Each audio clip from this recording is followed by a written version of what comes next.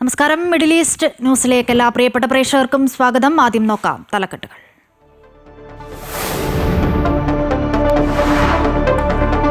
Arab health കോൺഫറൻസിന് ദുബായിൽ തുടക്കം. ആരോഗ്യമേഖലയുമായി ബന്ധപ്പെട്ട് നടക്കുന്ന ലോകത്തിലെ ഏറ്റവും വലിയ പ്രദർശനം.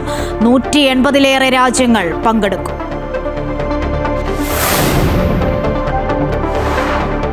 വയനാട്ടിലെ ആളെക്കൊല്ലിക്കടുവ ചത്തു. കടുവയുടെ വയറ്റിൽ നിന്നും രാധയുടെ ശരീരഭാഗങ്ങളും കമ്മലും മുടിയും വസ്ത്രത്തിന്റെ ഭാഗങ്ങളും കണ്ടെത്തി.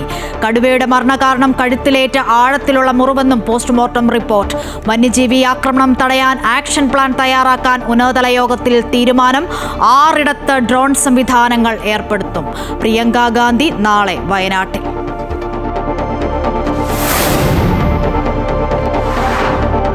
വഖഫ് നിയമ ഭേദഗതി ബില്ലിന് സംയുക്ത പാർലമെന്ററി സമിതിയുടെ അംഗീകാരം. പ്രതിപക്ഷ ഭേദഗതികൾ തള്ളി. ബില്ല് പാർലമെന്റ് ബജറ്റ് സമ്മേളനത്തിൽ അവതരിപ്പിക്കും.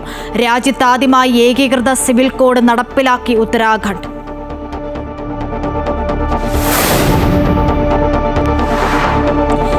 അമേരിക്കൻ പ്രസിഡന്റ് ഡൊണാൾഡ് ട്രംപിനെ ഫോണിൽ വിളിച്ച് നരേന്ദ്രമോദി. ഇന്ത്യ-US ഉഭയകക്ഷി ബന്ധം ചർച്ചയായി. പ്രസിഡന്റ് ആയ ശേഷം ട്രംപ് മോദിയുമായി സംസാരിക്കുന്നതാദ്യം.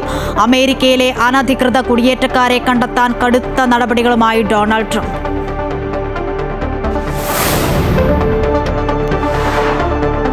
റേഷൻ സമരം പിൻവലിച്ചു. തീരുമാനം. മന്ത്രി GR അനിലുമായി സമരസമിതി നടത്തിയ ചർച്ചയിൽ. ശമ്പള പരിഷ്കരണം ചർച്ച ചെയ്ത് പരിഗണിക്കാമെന്ന് വ്യാപാരികൾക്ക് മന്ത്രിയുടെ ഉറപ്പ്. കമ്മീഷൻ തുക അതാത് മാസം നൽകുമെന്നും മന്ത്രി.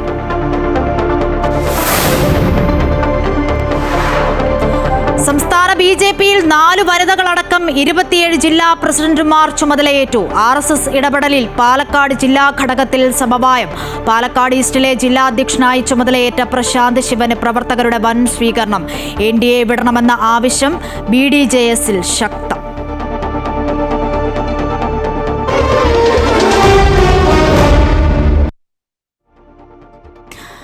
വാർത്തയിലേക്ക് വിശദമായി. പഞ്ചാരക്കൊല്ലിയിൽ ചത്ത കടുവയുടെ വയറ്റിൽ നിന്നും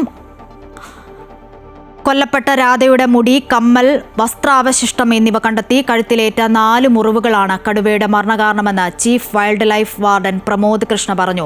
മുറിവിനൊപ്പം കടുവയുടെ നട്ടെല്ലും തകർന്നു. നരഭോജി കടുവ കർണാടക ഡേറ്റാബേസിൽ ഉൾപ്പെട്ടതെന്നും സൂചന.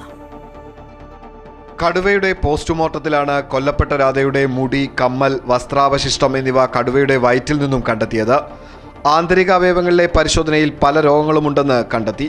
2 ആഴ്ചയിലധികം പഴക്കമുള്ള ആഴത്തിലുള്ള മുറിവുകൾ മരണകാരണമായി. കഴിഞ്ഞ ദിവസം RRT സംഘത്തെ ആക്രമിച്ച ശേഷം കടുവ കാടുകയറി. അവിടെ വെച്ച് മറ്റൊരു കടുവയുമായി ഏറ്റുമുട്ടിയെന്നും chief wildlife warden Pramod G Krishna പറഞ്ഞു. വസ്ത്രത്തിന് അവശിഷ്ടമുണ്ട്, മുടി കാണാൻ പറ്റുന്നുണ്ട്, പിന്നെ ഒരു 2 ഇയർ റിംഗ് കെട്ടിയിട്ടുണ്ട്. കടുവയ്ക്ക് 5 മുതൽ 7 വയസ്സുവരെ പ്രായമെന്നാണ് നിഗമനം. 3 നാൾ പഞ്ചാരക്കൊല്ലിയെ വിറപ്പിച്ച കടുവയെ കൺമുന്നിൽ കിട്ടിയാൽ വെടിവെച്ചു കൊല്ലാനുള്ള തയ്യാറെടുപ്പിലായിരുന്നു വനം വകുപ്പ് സംഘം. ഇതിനിടയിലാണ് പുലർച്ചെ 2 മണിയോടെ പിലാക്കാവിൽ കടുവയുടെ സാന്നിധ്യം സ്ഥിരീകരിച്ചത്. കടുവയെ രാത്രി വെടിവെക്കുന്നത് സുരക്ഷിതമാകില്ലെന്ന വിലയിരുത്തലിൽ ആ പ്രദേശം വളഞ്ഞ് പുലർച്ചെ വരെ കാത്തിരുന്നു. എന്നാൽ 7:30യോടെ കടുവയുടെ ജഡം പിലാക്കാവിലെ ജോർജിന്റെ വീടിന് സമീപം കണ്ടെത്തി. കഴുത്തിലേറ്റ മുറിവാണ് മരണകാരണമെന്ന് അപ്പോഴേ ഉറപ്പിച്ചിരുന്നു. മുറിവുകൾ പലതും പഴക്കമുള്ളതുമാണ്. കടുവയെ പിടിക്കാത്തതിൽ വനം വകുപ്പിനെതിരെ പ്രതിഷേധം ഉയർന്നിരുന്നു. അമൃത ന്യൂസ്, വയനാട്. വന്യജീവി ആക്രമണം തടയാൻ ആക്ഷൻ പ്ലാൻ തയ്യാറാക്കാൻ ഉന്നതതല യോഗത്തിൽ തീരുമാനം. വനമന്ത്രി AK ശശീന്ദ്രന്റെ നേതൃത്വത്തിലാണ് യോഗം ചേർന്നത്. ആഴ്ചയിൽ 3 ദിവസങ്ങളിൽ 3 മേഖലകളിൽ തിരച്ചിൽ നടത്തുമെന്ന് AK ശശീന്ദ്രൻ പറഞ്ഞു. 6 മേഖലാ ഡ്രോൺ സംവിധാനങ്ങൾ ഏർപ്പെടുത്തും. വനത്തിലെ അടിക്കാടുകൾ വനം വകുപ്പ് തന്നെ നീക്കം ചെയ്യാനും ധാരണയായതായി മന്ത്രി വ്യക്തമാക്കി. ാണ് നടത്തിയത് എന്നതിന് നിങ്ങളെല്ലാവരും സാക്ഷികളാണ്. എന്നിരുന്നാലും അതിൽ കാലതാമസം ഉണ്ടായി എന്നത് വസ്തുതയാണ്. പക്ഷെ അത് ഫലപ്രാപ്തിയിലെത്താത്തത് കൊണ്ട് ഉണ്ടായിട്ടുള്ള പ്രതിഷേധവുമാണ്.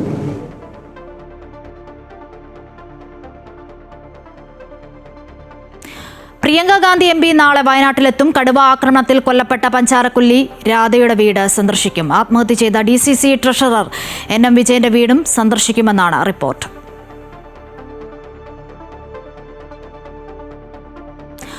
വഖഫ് നിയമ ഭേദഗതി ബില്ലിന് സംയുക്ത പാർലമെന്ററി സമിതിയുടെ അംഗീകാരം. ബില്ലിനെ അനുകൂലിച്ച 16 എംപിമാർ നിലപാടെടുത്തപ്പോൾ 10 പേർ എതിർത്തു. ചെയർമാൻ ചർച്ചയ്ക്ക് തയ്യാറാകാതെ അന്തിമ റിപ്പോർട്ട് തയ്യാറാക്കിയെന്ന് പ്രതിപക്ഷം കുറ്റപ്പെടുത്തി. ഭരണപക്ഷം നിർദ്ദേശിച്ച ഭേദഗതികൾ ഉൾപ്പെടുത്തി റിപ്പോർട്ട് സമർപ്പിക്കുമെന്ന് ചെയർമാൻ ജഗദാംബിക പാൽ വ്യക്തമാക്കി. വഖഫ് ഭേദഗതി ബില്ലിനെ കുറിച്ച് ചർച്ച ചെയ്യാൻ പ്രതിപക്ഷ ഭരണകക്ഷി അംഗങ്ങളെ ഉൾപ്പെടുത്തി രൂപീകരിച്ച സമിതിയാണ് സംയുക്ത പാർലമെന്ററി കമ്മിറ്റി. BJP നേതാവായ ജഗദാംബിക പാലായിരുന്നു സമിതിയുടെ അധ്യക്ഷൻ. 14 മാറ്റങ്ങളോടെയാണ് JPC വഖഫ് ഭേദഗതി ബില്ലിന് അംഗീകാരം നൽകിയത്. എന്നാൽ ഉന്നയിച്ച എല്ലാ മാറ്റങ്ങളും JPC തള്ളിക്കളഞ്ഞതായാണ് പ്രതിപക്ഷ അംഗങ്ങളുടെ ആരോപണം. അതേസമയം സമിതി അംഗീകരിച്ച ഭേദഗതികൾ വഖഫ് നിയമം മികച്ചതും ഫലപ്രദമാക്കുമെന്നും കമ്മിറ്റി ചെയർമാൻ ജഗദാംബിക പാൽ പറഞ്ഞു. JPC की बैठक थी, जो सरकार के वक्फ बिल था और उसमें जो अमेंडमेंट थे उसके जो 44 क्लॉजेज हैं, उस क्लॉजेज में क्लॉज बाई क्लॉज पे आज हमने सभी सांसदों से संशोधन प्रस्ताव 25 तारीख तक मांगे थे. JPC യോഗത്തിനിടെ പ്രതിപക്ഷ എംപിമാർ യോഗത്തിന്റെ നടപടികളെ തള്ളിപ്പറയുകയും ഭേദഗതി ജനാധിപത്യ പ്രക്രിയയെ അട്ടിമറിക്കുകയാണെന്നും ആരോപിച്ചു. NDA അംഗങ്ങൾ നിർദ്ദേശിച്ച എല്ലാ ഭേദഗതികളും പാർലമെന്ററി കമ്മിറ്റി അംഗീകരിച്ചതിനാൽ വഖഫ് ഭേദഗതി ബിൽ ബജറ്റ് സമ്മേളനത്തിൽ വീണ്ടും അവതരിപ്പിക്കാൻ കേന്ദ്രത്തിന് സാധിക്കും. News desk Amrita TV. രാജ്യത്താദ്യമായി ഏകീകൃത സിവിൽ കോഡ് നടപ്പിലാക്കി ഉത്തരാഖണ്ഡ്. UCC പോർട്ടൽ മുഖ്യമന്ത്രി പുഷ്കർ സിംഗ് ധാമി ഉദ്ഘാടനം ചെയ്തു. എല്ലാ വ്യക്തികൾക്കും ഭരണഘടനാപരമായും പൗരൻ എന്ന നിലയിലും ഒരേ നിയമം പ്രദാനം ചെയ്യുന്നുവെന്നും എല്ലാ മതവിഭാഗങ്ങളിലും പെട്ട വനിതകൾക്കും തുല്യത ഉറപ്പാക്കുന്നതുമാണെന്നും മുഖ്യമന്ത്രി പറഞ്ഞു. प्रमाण पत्र आप माननीय मुख्यमंत्री महोदय के हाथ में इस वक्त देख रहे हैं. ബഹുഭാര്യാത്വം, മുത്തലാഖ്, ബാലവിവാഹം ഇവയൊന്നുമില്ലാത്ത സംസ്ഥാനം എന്ന ചരിത്രം ഇനി ഉത്തരാഖണ്ഡിന് മാത്രം സ്വന്തം. സ്വാതന്ത്ര്യത്തിന് ശേഷം ഏകീകൃത സിവിൽ കോഡ് നടപ്പാക്കുന്ന രാജ്യത്തെ ആദ്യ സംസ്ഥാനമായി ഉത്തരാഖണ്ഡ് മാറി. കഴിഞ്ഞ ഫെബ്രുവരി മുതൽ ആരംഭിച്ച നടപടിക്രമങ്ങളുടെ പൂർത്തീകരണമാണ് ഇന്ന് UCC പോർട്ടൽ ഉദ്ഘാടനം ചെയ്തുകൊണ്ട് മുഖ്യമന്ത്രി പുഷ്കർ സിംഗ് ധാമി നടപ്പാക്കിയത്. വിവാഹം, വിവാഹമോചനം, സ്വത്തവകാശം, പിന്തുടർച്ചാവകാശം തുടങ്ങിയവയിൽ സംസ്ഥാനത്തെ എല്ലാവർക്കും ഇനി ഒരേ നിയമമായിരിക്കും. ആദിവാസി വിഭാഗത്തെ നിയമപരിധിയിൽ നിന്ന് ഒഴിവാക്കിയിട്ടുണ്ട്. 4 ഭാഗങ്ങളിൽ 7 അധ്യായങ്ങളിലായി 392 വകുപ്പുകളാണ് നിയമത്തിലുള്ളത്. വിവാഹം കഴിക്കാതെ ഒരുമിച്ച് താമസിക്കുന്നവർക്കും വിവാഹ സർട്ടിഫിക്കറ്റിന് സമാനമായ രജിസ്ട്രേഷൻ നിർബന്ധമാക്കും. പാരമ്പര്യ സ്വത്ത് കൈമാറ്റത്തിന് സാക്ഷികളുടെ ദൃശ്യങ്ങൾ റെക്കോർഡ് ചെയ്ത് സൂക്ഷിക്കണം. എല്ലാത്തരം രജിസ്ട്രേഷനുകൾക്കും ഫോട്ടോയും ആധാർ കാർഡും നിർബന്ധമാക്കാനും ഏകീകൃത സിവിൽ കോഡിൽ വ്യവസ്ഥയുണ്ട്. News desk Amrita TV. സംസ്ഥാനത്ത് റേഷൻ വ്യാപാരികൾ തുടങ്ങിയ സമരം പിൻവലിച്ചു. ഭക്ഷ്യമന്ത്രി GR അനിലുമായി നടത്തിയ ചർച്ചയെ തുടർന്നാണ് സമരം പിൻവലിച്ചത്. വേതന പരിഷ്കരണം മാർച്ചിൽ ചർച്ച ചെയ്ത് പരിഗണിക്കാമെന്ന് മന്ത്രി വ്യാപാരികൾക്ക് ഉറപ്പ് നൽകിയിട്ടുണ്ട്. കമ്മീഷൻ തുക അതാത് മാസം കഴിയുന്ന മുറയ്ക്ക് 15-ാം തീയതിക്കകം നൽകുമെന്നും മന്ത്രി വ്യാപാരികളെ അറിയിച്ചു. മുഖ്യമന്ത്രി ഇടപെട്ടതോടെയാണ് മന്ത്രി വ്യാപാരികളുമായി വീണ്ടും ചർച്ച നടത്തിയത്. റേഷൻ വ്യാപാരികൾ സമരം തുടങ്ങി മണിക്കൂറുകൾക്ക് പിന്നിടും മുമ്പേ അനുനയ നീക്കവുമായി സർക്കാർ ഇടപെടൽ. സമരം എത്രയും വേഗം അവസാനിപ്പിക്കണമെന്ന് മുഖ്യമന്ത്രി പറഞ്ഞതോടെ ഭക്ഷ്യമന്ത്രി നേരിട്ട് വ്യാപാരികളെ ചർച്ചയ്ക്ക് വിളിച്ചു. LDF കൺവീനർ TP രാമകൃഷ്ണനും സമരം അവസാനിപ്പിക്കണമെന്ന് വ്യാപാരികളോട് ആവശ്യപ്പെട്ടു. വ്യാപാരികൾ ഉന്നയിച്ച ആവശ്യങ്ങളിൽ അനുകൂല തീരുമാനമുണ്ടാകുമെന്ന് മന്ത്രി ഉറപ്പു നൽകി.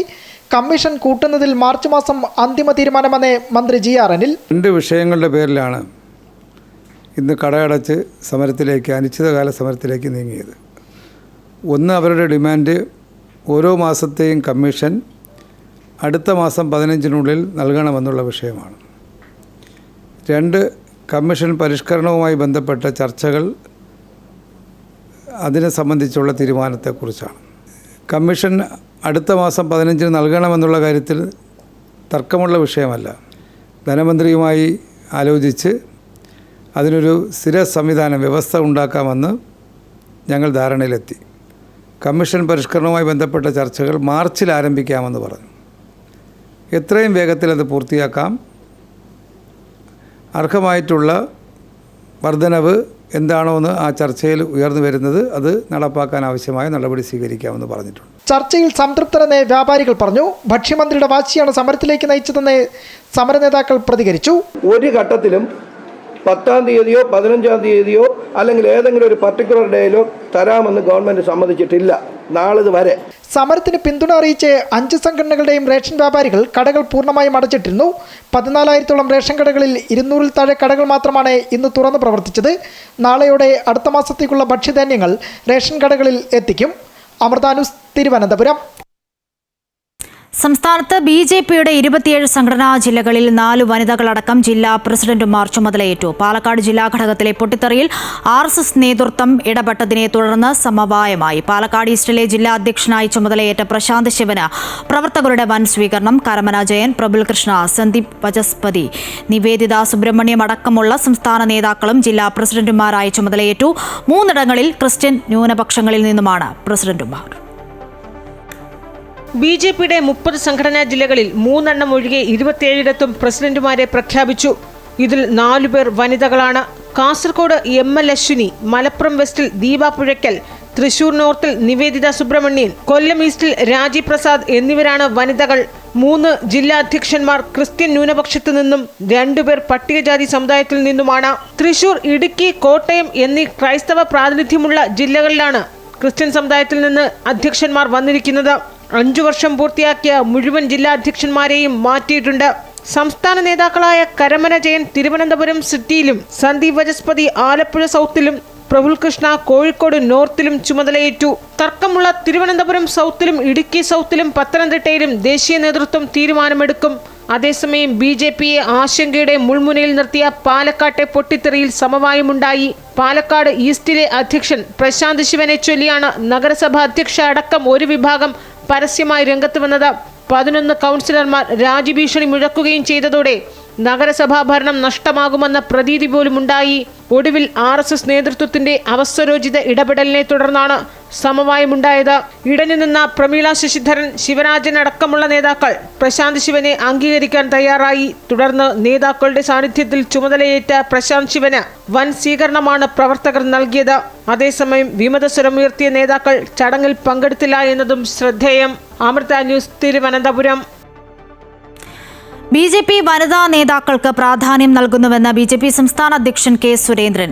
269 മണ്ഡലം കമ്മിറ്റികളിൽ 34 സ്ത്രീകൾ മണ്ഡലം പ്രസിഡന്റുമാരാണ്. 3 ജില്ലാ പ്രസിഡന്റുമാർ ക്രൈസ്തവ പക്ഷത്തു നിന്നുമുള്ളവരാണ്. BJP സർക്കുലർ പാർട്ടിയാണെന്ന് അനുഭവങ്ങളിലൂടെ തെളിയിക്കുന്നുവെന്നും അദ്ദേഹം പറഞ്ഞു. 140 അസംബ്ലി മണ്ഡലങ്ങളെ ഞങ്ങൾ 2ആയി വിഭജിച്ചു. 280 മണ്ഡല കമ്മിറ്റികളാണ്. ആ 280 മണ്ഡല കമ്മിറ്റികളിൽ 269 മണ്ഡലം കമ്മിറ്റികൾ ഔദ്യോഗിക കമ്മിറ്റികളായിട്ട് നിലവിലുണ്ട്. ഞങ്ങൾ NDA മുന്നണി വിടണമെന്ന ആവശ്യവുമായി BDJS കോട്ടയം ജില്ലാ നേതൃത്വ ക്യാമ്പിൽ ഐക്യകണ്ഠേന പ്രമേയം പാസാക്കി. സംസ്ഥാന പ്രസിഡന്റ് തുഷാർ വെള്ളാപ്പള്ളിയുടെ സാന്നിധ്യത്തിലായിരുന്നു പ്രമേയം അവതരിപ്പിച്ചത്. കഴിഞ്ഞ 9 വർഷക്കാലമായി BJPക്കും ദേശീയ ജനാധിപത്യ മുന്നണിക്കുമൊപ്പം ശക്തമായ സഖ്യകക്ഷിയായി നിന്നിട്ടും BDJSന് അർഹമായ പരിഗണനകളോ അധികാരങ്ങളോ ലഭിച്ചിട്ടില്ല എന്ന് നേതൃയോഗം വിമർശനം ഉന്നയിച്ചു. NDAയുമായിട്ടുള്ള സഖ്യം വിടുന്നതിനും ആവശ്യമായ മുന്നണി ബന്ധം സ്ഥാപിക്കുന്നതിന് ചർച്ചകൾക്കുമാണ് പാർട്ടിയുടെ സംസ്ഥാന അധ്യക്ഷനെ നേതൃയോഗം ചുമതല പാർട്ടിയുടെ ജില്ലയിലെ നിയോജക മണ്ഡലം ഭാരവാഹികളും ജില്ലാ സംസ്ഥാന ഭാരവാഹികളും ഉൾപ്പെടെ പങ്കെടുത്തു. ഇനി ഗൾഫ് വാർത്തകൾ നോക്കാം. ആരോഗ്യ മേഖലയുമായി ബന്ധപ്പെട്ട് നടക്കുന്ന ലോകത്തിലെ ഏറ്റവും വലിയ പ്രദർശനങ്ങളിലൊന്നായ അറബ് ഹെൽത്ത് കോൺഫറൻസിന് ദുബായിൽ തുടക്കം. 180-ലേറെ രാജ്യങ്ങളിൽ നിന്നുമുള്ള 4000-ഓളം സ്ഥാപനങ്ങളാണ് പ്രദർശനത്തിൽ പങ്കെടുക്കുന്നത്. 4 ദിവസം നീണ്ടു നിൽക്കുന്ന പ്രദർശനവും സമ്മേളനവും ജനുവരി 30-ന് സമാപിക്കും. ആരോഗ്യമേഖലയുമായി ബന്ധപ്പെട്ട പുത്തൻ അറിവുകളുടെയും സാങ്കേതിക വിദ്യകളുടെയും ഉപകരണങ്ങളുടെയും സംഗമമാണ് 4 ദിവസം നീണ്ടു നിൽക്കുന്ന അറബ് ഹെൽത്ത് പ്രദർശനവും സമ്മേളനവും. ദുബായ് വേൾഡ് ട്രേഡ് സെന്ററിൽ ആരംഭിച്ച പ്രദർശനത്തിൽ 180-ലേറെ രാജ്യങ്ങളിൽ നിന്നുള്ള 3800-ലേറെ പ്രദർശകർ പങ്കെടുക്കുന്നുണ്ട്. അറബ് ഹെൽത്ത് പ്രദർശനമേളയുടെ 50ാമത് പതിപ്പാണ് ഇത്തവണത്തേത്. 60,000-ലേറെ സന്ദർശകരെ ഇത്തവണ മേളയിൽ പ്രതീക്ഷിക്കുന്നു. മുൻനിര ആരോഗ്യ സേവനദാതാക്കളും സാങ്കേതിക വിദ്യാസ്ഥാപനങ്ങളും ആതുര ശുശ്രൂഷ പ്രവർത്തകരും മേളയിൽ സംബന്ധിക്കുന്നുണ്ട്. ഇന്ത്യ ഉൾപ്പെടെ 40-ലേറെ രാജ്യങ്ങളുടെ പവലിയനുകൾ പ്രദർശനത്തിലുണ്ട്. ആരോഗ്യ മേഖലയിൽ വന്നിട്ടുള്ള പുതിയ മാറ്റങ്ങളും സാങ്കേതിക വിദ്യകളും പരസ്പരം കൈമാറ്റം ചെയ്യപ്പെടുന്ന വേദി കൂടിയാണ് അറബ് ഹെൽത്ത് കോൺഫറൻസ്. ആരോഗ്യ മേഖലയുമായി ബന്ധപ്പെട്ട് പ്രവർത്തിക്കുന്ന മലയാളികൾ ഉൾപ്പെടെ നിരവധി പേർ ആദ്യ ദിനം തന്നെ മേളയിലെത്തി. 4 ദിവസം നീണ്ടു നിൽക്കുന്ന അറബ് ഹെൽത്ത് പ്രദർശനവും സമ്മേളനവും ജനുവരി 30 സമാപിക്കും. ജെറിൻ ജേക്കബിനൊപ്പം ശ്രീരാജ് കൈമൾ, അമൃത ന്യൂസ്, ദുബായ്. കുവൈറ്റിലെ ഒരു വിഭാഗം ജീവനക്കാരുടെ പുതിയ ആരോഗ്യ ഇൻഷുറൻസ് കരാറുകൾ പുതുക്കുന്നതും വാഗ്ദാനം ചെയ്യുന്നതും നിർത്താൻ നിർദ്ദേശം കുവൈറ്റ് ക്യാബിനറ്റാണ് സർക്കാർ സ്ഥാപനങ്ങൾക്ക് നിർദ്ദേശം നൽകിയത്. പൊതുഫണ്ടുകൾ സംരക്ഷിക്കുന്നതിനും സർക്കാർ ചെലവുകൾ സഹായിക്കുന്നതിനുമാണ് ഇത്. നിയമവ്യവസ്ഥകളെ അടിസ്ഥാനമാക്കിയുള്ള ഈ തീരുമാനം ഓഡിറ്റ് ബ്യൂറോ, നാഷണൽ അസംബ്ലിയുടെ general secretariat, central bank of Kuwait, competition protection agency, capital markets authority, communications and information technology regulatory authority, public institution for social എന്നിവയുൾപ്പെടെ നിരവധി പ്രമുഖ സർക്കാർ സ്ഥാപനങ്ങളെയാണ് നിർദ്ദേശം ലക്ഷ്യമിടുന്നത്. കുവൈറ്റിൽ സ്കൂൾ ബാഗുകളുടെ ഭാരം 50% വരെ കുറയ്ക്കാൻ ശക്തമായ നടപടികൾ സ്വീകരിക്കുന്നതായി വിദ്യാഭ്യാസ മന്ത്രാലയം. വിദ്യാഭ്യാസ മന്ത്രി ജലാൽ അൽ തബ്ദായിയുടേതാണ് നിർദ്ദേശം. വിദ്യാഭ്യാസ ഗവേഷണം, പാഠ്യപദ്ധതി, പൊതുവിദ്യാഭ്യാസം, ധനകാര്യം എന്നിവയുൾപ്പെടെ നിരവധി പ്രധാന മേഖലകൾ വിദ്യാഭ്യാസ കാര്യക്ഷമതയെ വിദ്യാർത്ഥികളുടെ സുരക്ഷയുമായി സന്തുലിതമാക്കുന്ന പ്രായോഗിക പരിഹാരങ്ങൾ വികസിപ്പിക്കുന്നതിന് ഒരുമിച്ച് പ്രവർത്തിക്കുകയാണെന്നും മന്ത്രാലയം വ്യക്തമാക്കിയിട്ടുണ്ട്. 2024-25 അധ്യയന വർഷത്തിലെ 2ാം സെമസ്റ്ററിലേക്കുള്ള സ്കൂൾ പുസ്തകങ്ങൾ സ്കൂൾ ബാഗുകളുടെ ഭാരം കുറയ്ക്കാൻ ലക്ഷ്യമിട്ടുള്ള പ്രത്യേക സവിശേഷതകളോടെ അച്ചടിക്കുന്നതായാണ് ഏറ്റവും ശ്രദ്ധേയമായ കാര്യങ്ങളിൽ ഒന്ന്. 2025 സമൂഹ വർഷമായി ആചരിക്കാൻ UAE തീരുമാനിച്ചു. ശക്തമായതും ഐക്യമുള്ളതുമായ സമൂഹത്തെ വളർത്തിയെടുക്കുക എന്നതാണ് വർഷാചരണത്തിന്റെ ലക്ഷ്യം. കൈകൾ കോർത്ത് എന്ന പ്രമേയത്തിലാണ് വർഷാചരണം. ശക്തമായതും ഐക്യമുള്ളതുമായ ഒരു സമൂഹത്തെ വളർത്തിയെടുക്കുക എന്ന ലക്ഷ്യത്തോടെ കൈകൾ കോർത്ത് എന്ന പ്രമേയത്തിൽ UAE രാഷ്ട്രപതി Sheikh Mohammed bin Zayed Al Nahyan 2025 community വർഷമായി പ്രഖ്യാപിച്ചു. സാംസ്കാരിക പൈതൃകം സംരക്ഷിക്കുന്നതിലൂടെയും തലമുറകൾ തമ്മിലുള്ള ബന്ധങ്ങൾ പരിപോഷിപ്പിക്കുന്നതിലൂടെയും എല്ലാവരെയും ഉൾക്കൊള്ളുന്ന ഇടങ്ങൾ സൃഷ്ടിക്കുന്നതിലൂടെയും കുടുംബ സാമൂഹ്യ ബന്ധങ്ങൾ ശക്തിപ്പെടുത്തുക എന്നതാണ് സംരംഭത്തിന്റെ ലക്ഷ്യം. ഉപരാഷ്ട്രപതിയും ഉപപ്രധാനമന്ത്രിയും പ്രസിഡൻഷ്യൽ കോടതി ചെയർമാനുമായ Sheikh Mansour bin Zayed Al നഹ്യാനും ദേശീയ പദ്ധതികൾക്കായുള്ള പ്രസിഡൻഷ്യൽ കോടതിയുടെ deputy chairperson Sheikha Mariam bin Mohammed bin Zayed Al നഹ്യാനും ചേർന്നാണ് സംരംഭത്തിന് മേൽനോട്ടം വഹിക്കുന്നത്. വർഷാചരണത്തിന്റെ ഭാഗമായി സാമൂഹ്യ ഐക്യം ശക്തിപ്പെടുത്തുന്നതിനും എമിറാത്തി മൂല്യങ്ങൾ ഉയർത്തിപ്പിടിക്കുന്നതിനും പുരോഗതി വളർത്തുന്നതിനുമായി വിവിധ പരിപാടികളും സംരംഭങ്ങളും രാജ്യത്ത് നടപ്പിലാക്കും. സാമൂഹ്യ വർഷാചരണത്തിന്റെ ഭാഗമായി ബന്ധങ്ങൾ വർദ്ധിപ്പിക്കുന്നതിനും പുരോഗതിക്കും സാംസ്കാരിക വൈവിധ്യം ആഘോഷിക്കുന്നതിനും രാജ്യത്തിന്റെ വളർച്ചയെ പിന്തുണയ്ക്കുന്നതിനുമുള്ള ആശയങ്ങളും നിർദ്ദേശങ്ങളും സംഭാവന ചെയ്യാൻ രാജ്യത്തെ പൗരന്മാരോടും താമസക്കാരോടും ആഹ്വാനം ചെയ്തു. Amrita news, Dubai. വിശുദ്ധ മക്കയിൽ വന്ന് ഉംറ കർമ്മം നിർവഹിക്കുമ്പോൾ തീർത്ഥാടകർ മാസ്ക് ധരിക്കണമെന്ന് സൗദി ഹജ്ജ് ഉംറ മന്ത്രാലയം വിശ്വാസികളോട് ആവശ്യപ്പെട്ടു. ആരോഗ്യകരമായ അന്തരീക്ഷം ഒരുക്കുന്നതിന്റെ ഭാഗമായാണ് മാസ്ക് ധരിക്കണമെന്ന് ആവശ്യപ്പെട്ടിട്ടുള്ളത്. ഇക്കാര്യത്തിൽ എല്ലാവരും ബോധവാന്മാരാകണം. അണുബാധയും ശ്വസന രോഗങ്ങളുടെ വ്യാപനവും ഇതുവഴി തടയാനാകുമെന്നും നിർദ്ദേശം.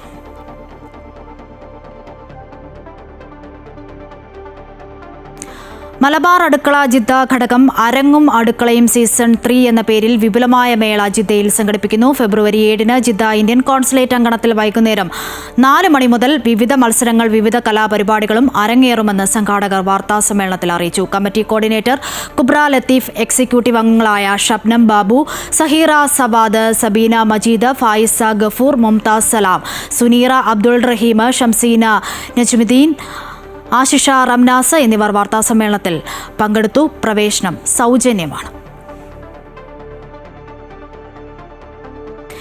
തിരുവനന്തപുരം സ്വദേശി സംഗമം TSS ജിദ്ദയുടെ 20ാമത് വാർഷികാഘോഷം അനന്തോത്സവം 2025 എന്ന പേരിൽ വിവിധ കലാ സാംസ്കാരിക പരിപാടികളോടെ വർണ്ണാഭമായി സംഘടിപ്പിച്ചു. നാട്ടിൽ നിന്നെത്തിയ കലാകാരന്മാർ പരിപാടി ഉത്സവമാക്കി. ജിദ്ദ ഇന്ത്യൻ കോൺസുലേറ്റ് അങ്കണത്തിൽ TSS സംഘടിപ്പിച്ച വാർഷികാഘോഷം വിവിധ പരിപാടികൾ കൊണ്ട് ശ്രദ്ധേയമായി. പ്രശസ്ത സിനിമാ പിന്നണി ഗായകരായ അക്ബർ ഖാനും അഞ്ജു ജോസഫും ആടിയും പാടിയും സദസ്സിനോടൊപ്പം ചേർന്നു.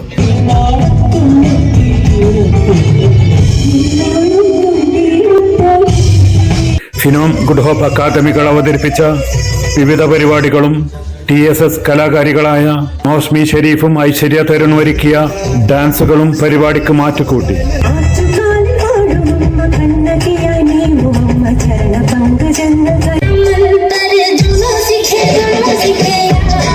സാംസ്കാരിക സമ്മേളനം ഹജ്ജ് കോൺസിൽ മുഹമ്മദ് അബ്ദുൽ ജലീൽ ഉദ്ഘാടനം ചെയ്തു. പ്രസിഡന്റ് തരുൺ രത്നാകരൻ അധ്യക്ഷത വഹിച്ചു. ചടങ്ങിൽ ജീവകാരുണ്യ പ്രവർത്തകൻ മഷ്ഹൂദ് ബാലരാമപുരത്തിന് നാസർ മെമ്മോറിയൽ അവാർഡും എഴുത്തുകാരി റജിയ വീരാന് മഹേഷ് വേലായുധൻ സ്മാരക അവാർഡും നൽകി. ഷജീർ കണിയപുരം, മുഹമ്മദ് നബീൽ എന്നിവരെയും ചടങ്ങിൽ ആദരിച്ചു. ഹാഷിം കല്ലമ്പലം, ഷരീഫ് പള്ളിപ്പുറം, ഷാഹിൻ ഷാജഹാൻ തുടങ്ങിയവർ പരിപാടിക്ക് നേതൃത്വം നൽകി. നജീബ് വെഞ്ഞാറമൂട്, ആമിന മുഹമ്മദ് തുടങ്ങിയവർ അവതാരകരായിരുന്നു. സുൽഫിഖറുദായി, Amrita news, Jeddah. American president Donald ട്രംപിനെ ഫോണിൽ വിളിച്ച് പ്രധാനമന്ത്രി നരേന്ദ്രമോദി. അമേരിക്കയുമായി മികച്ച പങ്കാളിത്തത്തിന് രാജ്യം പ്രതിജ്ഞാബദ്ധമാണെന്ന് മോദി പറഞ്ഞു. അതിനിടെ അനധികൃത കുടിയേറ്റക്കാർക്കെതിരെ കടുത്ത നടപടിയുമായി ട്രംപ് ഭരണകൂടം ഗുരുദ്വാരകളിൽ പരിശോധന നടത്തി. American president Donald Trump white ഹൌസിൽ തിരിച്ചെത്തിയ ശേഷം ഇരു നേതാക്കളും തമ്മിലുള്ള ആദ്യ ഔദ്യോഗിക സംഭാഷണമായിരുന്നു ഇത്. ജനങ്ങളുടെ ക്ഷേമത്തിനും ആഗോള സമാധാനത്തിനും സുരക്ഷയ്ക്കും വേണ്ടി ഒരുമിച്ച് പ്രവർത്തിക്കുമെന്ന് സംഭാഷണത്തിന് ശേഷം പ്രധാനമന്ത്രി നരേന്ദ്രമോദി എക്സിൽ കുറിച്ചു. അതിനിടെ അനധികൃതമായി അമേരിക്കയിലെത്തിയവരെ കണ്ടെത്താനുള്ള വ്യാപക പരിശോധനകൾ തുടരുകയാണ്. ന്യൂയോർക്കിലെയും ന്യൂജേഴ്സിയിലെയും ഗുരുദ്വാരകളിൽ എമിഗ്രേഷൻ എൻഫോഴ്സ്മെന്റ് ഉദ്യോഗസ്ഥർ പരിശോധന നടത്തി. ഗുരുദ്വാരകൾ സിഖ് വിഘടനവാദികളുടെയും അനധികൃത കുടിയേറ്റക്കാരുടെയും കേന്ദ്രമായി മാറുന്നതായുള്ള വിവരങ്ങളുടെ അടിസ്ഥാനത്തിലായിരുന്നു പരിശോധന. ഗുരുദ്വാരകളെ ലക്ഷ്യം വെച്ചുള്ള നീക്കം വിശ്വാസികളെ അപമാനിക്കാനാണെന്നാണ് സിഖ് സമൂഹത്തിന്റെ വാദം. അമേരിക്കയിലേക്കുള്ള നിയമപരമായ കുടിയേറ്റത്തിൽ മുന്നിൽ നിൽക്കുന്ന രാജ്യമാണ് ഇന്ത്യ. 18,000 ഇന്ത്യക്കാർ അനധികൃതമായി രാജ്യത്ത് പ്രവേശിച്ചിട്ടുണ്ടെന്നാണ് അമേരിക്ക വ്യക്തമാക്കുന്നത്. അനധികൃതമായി താമസിക്കുന്ന പൗരന്മാരെ തിരിച്ചെടുക്കാൻ ഇന്ത്യ തയ്യാറാണെന്ന് നേരത്തെ വിദേശകാര്യമന്ത്രി എസ് ജയശങ്കർ പറഞ്ഞിരുന്നു. ഇതേ തുടർന്ന് നിയമപരമായ കുടിയേറ്റത്തിന് ഇന്ത്യക്ക് ഇളവ് നൽകുമെന്ന് അമേരിക്കയും ഉറപ്പ് നൽകിയിട്ടുണ്ട്. News desk, Amrita TV. സംസ്ഥാനത്ത് കോൺഗ്രസിന് ഭരണം തിരിച്ചുപിടിക്കാൻ സുനിൽ കനകലു മുന്നോട്ടുവെച്ച തെരഞ്ഞെടുപ്പ് തന്ത്രങ്ങൾ രാഷ്ട്രീയകാര്യ സമിതി യോഗത്തിൽ പരസ്യ ചർച്ചയ്ക്ക് വഴി തുറന്നതിൽ കടുത്ത അതൃപ്തിയിൽ ഹൈക്കമാൻഡ്. രാഹുൽ ഗാന്ധിക്ക് പുറമെ സംഘടനാകാര്യ ജനറൽ സെക്രട്ടറിയും PCC അധ്യക്ഷനും പാർലമെന്ററി പാർട്ടി നേതാവും അടങ്ങുന്ന 4-അംഗ സമിതിയിൽ ചർച്ച ചെയ്യേണ്ട വിഷയങ്ങൾ പരസ്യ ചർച്ചയ്ക്ക് വഴി തുറന്നതിലാണ് വിമർശനം. അതേസമയം രാഷ്ട്രീയകാര്യ സമിതിയിൽ താനും VD സതീശനും തമ്മിൽ ഒരു തർക്കങ്ങളും ഉണ്ടായിട്ടില്ല എന്നാണ് AP അനിൽകുമാറിന്റെ വിശദീകരണം. നിയമസഭാ തെരഞ്ഞെടുപ്പിൽ സംസ്ഥാനത്തിന്റെ ഭരണം തിരിച്ചുപിടിക്കാൻ 5000-ൽ താഴെ വോട്ടുകൾക്ക് UDF പരാജയപ്പെട്ട മണ്ഡലങ്ങൾ ലക്ഷ്യം വെക്കാനായിരുന്നു കനകലുവിന്റെ റിപ്പോർട്ടിലെ പ്രധാന പരാമർശം. ഇത് സംബന്ധിച്ച പ്രാഥമിക വിവരങ്ങൾ അടങ്ങിയ report AICC general secretary KC വേണുഗോപാലിനും ഇതിന്റെ പകർപ്പ് സംസ്ഥാന കോൺഗ്രസ് നേതൃത്വത്തിനും അദ്ദേഹം കൈമാറിയിരുന്നു. സിറ്റിംഗ് സീറ്റുകൾക്ക് പുറമെ നേരിയ മാർജിനിൽ പരാജയപ്പെട്ട 43 സീറ്റുകൾ കൂടി കേന്ദ്രീകരിച്ച് നേരത്തെ തന്നെ തെരഞ്ഞെടുപ്പ് പ്രവർത്തനങ്ങൾ ആരംഭിക്കാനും പരാമർശമുണ്ടായിരുന്നതായാണ് സൂചന. ഭരണവിരുദ്ധ വികാരം വിഭജിക്കപ്പെട്ടതാണ് പിണറായി വിജയൻ സർക്കാരിന്റെ തുടർഭരണത്തിന് വഴിയൊരുക്കിയതെന്നാണ് തെരഞ്ഞെടുപ്പ് തന്ത്രജ്ഞനായ സുനിൽ കനകലുവിന്റെ കണ്ടെത്തൽ. ഈ സാഹചര്യം വരുന്ന നിയമസഭാ തെരഞ്ഞെടുപ്പിൽ ആവർത്തിക്കപ്പെടാതിരിക്കാനുള്ള നടപടികളും കനകലുവിന്റെ റിപ്പോർട്ടിൽ ഉണ്ടെന്നാണ് വിവരം. അതേസമയം പ്രാഥമിക റിപ്പോർട്ടിലെ ഈ വിശദാംശങ്ങൾ രാഷ്ട്രീയകാര്യ സമിതിയിൽ പരസ്യ ചർച്ചയ്ക്ക് വഴി തുറന്നതിനാലാണ് ഹൈക്കമാൻഡിനെ അതൃപ്തി. എന്നാൽ രാഷ്ട്രീയകാര്യ സമിതിയിൽ പ്രതിപക്ഷ നേതാവ് VD സതീശനുമായി തർക്കമുണ്ടായെന്ന വാർത്ത KC വേണുഗോപാലിന്റെ വിശ്വസ്തനായ AP അനിൽകുമാർ നിഷേധിക്കുകയും ചെയ്തിട്ടുണ്ട്. തെരഞ്ഞെടുപ്പ് തന്ത്രങ്ങളുമായി ബന്ധപ്പെട്ട രാഷ്ട്രീയകാര്യ സമിതിയിലെ ചർച്ചകളുടെ വിശദാംശങ്ങൾ പുറത്തായതിന് പിന്നാലെ CPM സംസ്ഥാന സെക്രട്ടറി MP ഗോവിന്ദൻ 100 സീറ്റുമായി LDF സർക്കാർ വീണ്ടും അധികാരത്തിലെത്തുമെന്ന പ്രഖ്യാപനവും നടത്തിയിരുന്നു. ഇതോടെയാണ് തെരഞ്ഞെടുപ്പ് തന്ത്രങ്ങൾ ചോർന്നതിലുള്ള കോൺഗ്രസ് ദേശീയ നേതൃത്വത്തിന്റെ അമർഷം. അമൃത ന്യൂസ്, തിരുവനന്തപുരം. കായിക വാർത്തകൾ നോക്കാം. 2024 ICC test cricketer of the year ആയി ഇന്ത്യൻ പേസ് ബൗളർ ജസ്പ്രീത് ബുംറയെ തെരഞ്ഞെടുക്കപ്പെട്ടു. പരിക്കുമാറി 2023 അവസാനത്തോടെ ടെസ്റ്റ് ക്രിക്കറ്റിലേക്ക് മടങ്ങിയെത്തിയ ബുംറ 13 മത്സരങ്ങളിൽ നിന്നും 71 വിക്കറ്റുകൾ നേടി. ICC വനിതാ ഏകദിന ക്രിക്കറ്റർ ഓഫ് ദി ഇയർ ആയി ഇന്ത്യൻ ബാറ്റ്സ്മാൻ സ്മൃതി മന്ദാന തെരഞ്ഞെടുക്കപ്പെട്ടു. 2024 13 മത്സരങ്ങളിൽ നിന്നും 747 റൺ നേടിയാണ് മന്ദാനയുടെ മുന്നേറ്റം.